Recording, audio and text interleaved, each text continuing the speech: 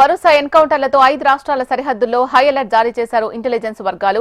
నారాయణపూర్, బీజాపూర్ జిల్లాల ఎన్కౌంటర్లలో గాయపడిన మావోయిస్టులు వైద్యం కోసం సరిహద్దులు దాటే అవకాశం ఉందని నిఘా వర్గాలు అన్ని రాష్ట్రాల అధికారులకు హెచ్చరికలు జారీ చేశారు. ఇందులో భాగంగా ఏఓబీ ప్రాంతాల్లో విస్తృతంగా తనిఖీలు చేపట్టారు భద్రతా బలగాలు. ఆపరేషన్ కగారు కొనసాగుతున్న నేపథ్యంలో ఆంధ్ర, తెలంగాణ, మహారాష్ట్ర, ఛత్తీస్గఢ్ సరిహద్దు ప్రాంతాల్లో జల్లెడ పడుతున్నారు.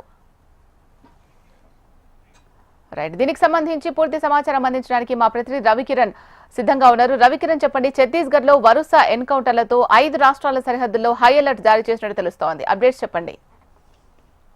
ఛత్తీస్గఢ్ రాష్ట్రంలో వరుస ఎన్కౌంటర్ తో 5 రాష్ట్రాల సరిహద్దులో హై అలర్ట్ అయితే కొనసాగుతుంది. నారాయణపూర్ అలాగే బీజాపూర్ జిల్లాల ఎన్కౌంటర్లతో గాయపడిన మావోయిస్టులు వైద్యం కోసం సరిహద్దులు దాటి ఇతర రాష్ట్రాలకు వెళ్లే అవకాశం ఉందని నిఘా వర్గాల హెచ్చరికలతో ముందస్తుగానే పెద్ద ఎత్తున తనిఖీలు అలాగే కూంబింగ్ కూడా చేపట్టారు.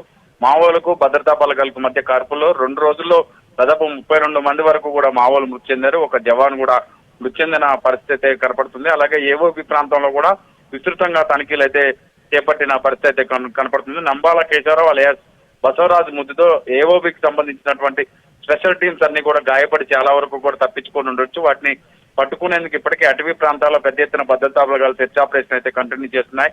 ఆంధ్ర, తెలంగాణ, మహారాష్ట్ర సరిహద్దు ప్రాంతాల్లో కూడా ముమ్మరంగా తనిఖీలు అయితే చేస్తున్నారు. అటవీ ప్రాంతాలన్నీ కూడా భద్రతా బలగాలు జల్లెడ పడుతున్న సిచ్యువేషన్ అయితే కనపడుతుంది.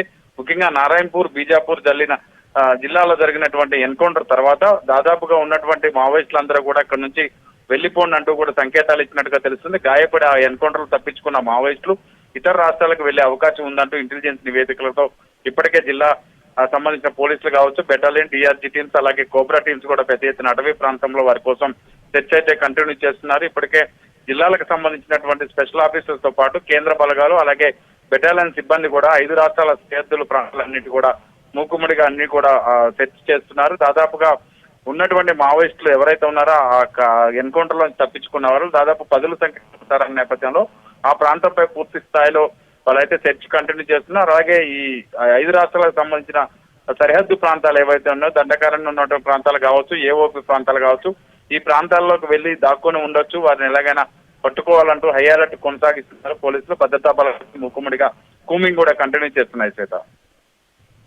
Right, thank you Ravikiran.